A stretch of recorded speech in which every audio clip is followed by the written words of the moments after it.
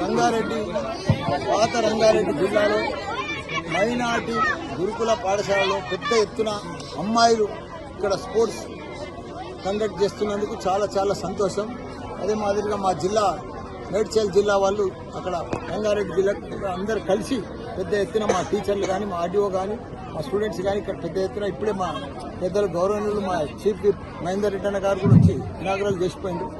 ఏది ఏమైనా ఈరోజు భారతదేశంలో ఆదర్శంగా ఒక తెలంగాణలో ఒక ఆదర్శ రాష్ట్రం తయారు చేసింది మన కేసీఆర్. ఎందుకంటే అంతకుముందు 200 రోజులు 150 గురుకుల పాఠశాలలు ఉంది.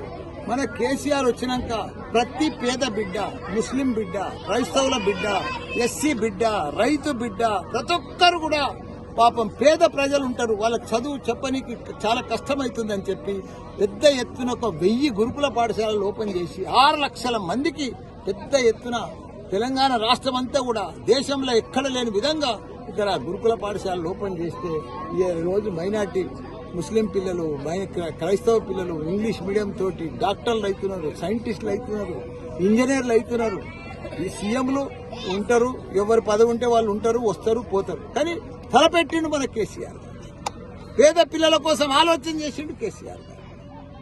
గ్రామాన రూరల్ ప్రతి జాగలో కూడా మైనార్టీ పిల్లలకు, ఎస్సీ పిల్లలకు ఇలా గురుకుల పాఠశాలను పెడితే బ్రహ్మాండంగా చదువుతున్నారు. ఇలా వాళ్ళ స్పోర్ట్స్ బ్రహ్మాండంగా ఆడుతున్నారు. ధనవంతుల పిల్లల కంటే ఎక్కువ కూడా మన పిల్లలు చదువుకుంటున్నారు, స్పోర్ట్స్ ఆడుతున్నారు, పెద్ద పదవులలో కూడా వస్తున్నారు. ఇదంతా కూడా మన కేసీఆర్. జై తెలంగాణ.